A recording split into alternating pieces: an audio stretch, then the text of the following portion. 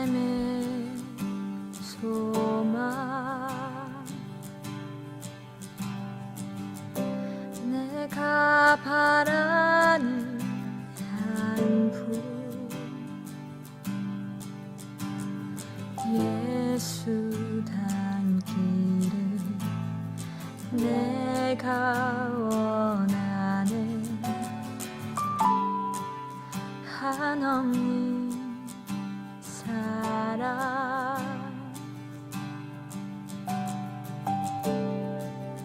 풍성한 긍휼 예수 닮기를 내가 원하네 예수 닮기를 예수 보기를 예수만 높이길 내가 원하네 내 평생 소원 예수 닮기를 예수만 닮기를 내가 원하네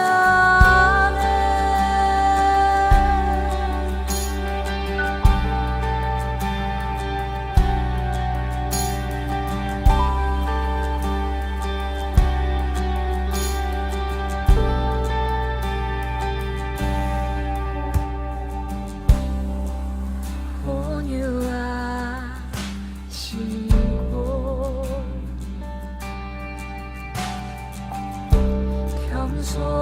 겸손하신 성품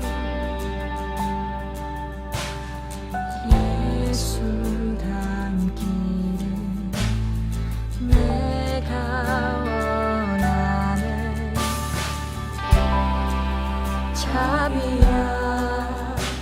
자비하시고 위로자 되신 주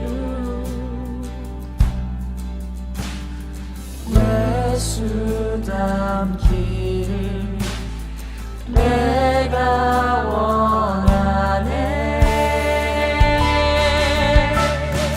예수 닮기를 예수 보기를 예수만 높이길 내가 원하네 내 평생 소원 예수 닮기를 예수만 닮기를 내가 원하네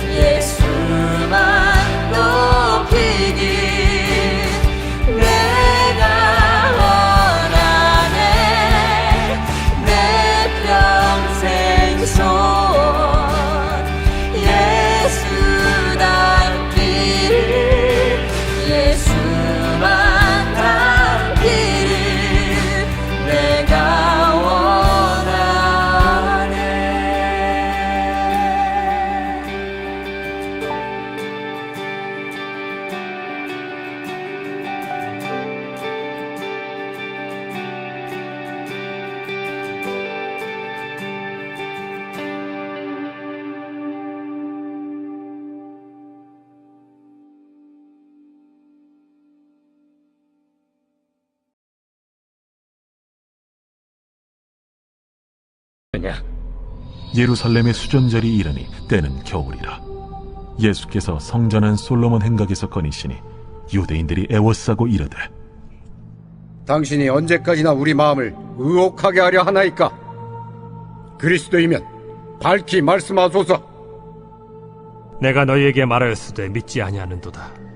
내가 내 아버지의 이름으로 행하는 일들이 나를 증거하는 것이거늘 너희가 내 양이 아니므로 믿지 아니하는도다. 내 양은 내 음성을 들으며 나는 그들을 알며 그들은 나를 따르느니라. 내가 그들에게 영생을 주노니 영원히 멸망하지 아니할 것이요 또 그들을 내 손에서 빼앗을 자가 없느니라. 그들을 주신 내 아버지는 만물보다 크심에 아무도 아버지 손에서 빼앗을 수 없느니라. 나와 아버지는 하나이니라. 유대인들이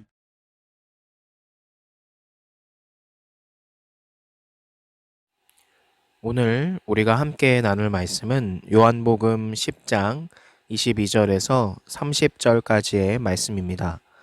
오늘 말씀은 유대인의 명절인 수전절에 대해서 예수님이 유대인들에게 이제 둘러싸이셔서 질문을 받죠.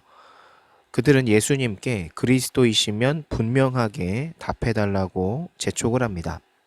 그러니까 이것에 대해서 예수님은 이미 이전에 자신이 누구인지를 말씀을 하셨지만 그들이 믿지 않았다라고 답을 하십니다. 예수님은 그들이 원하는 식으로 답하지 않으셨지만 분명한 것은 예수님 자신은 하나님과 한 분이심을 분명히 말씀을 하셨습니다. 오늘 본문은 이 수전절에 생긴 사건을 이렇듯 보여주는데 유대인들은 또 다른 수전절, 그러니까 로마의 지배로부터 정치적인 해방을 시켜줄 예수님을 기대했습니다. 그런데 예수님은 그들의 요구에 응하지 않으셨죠.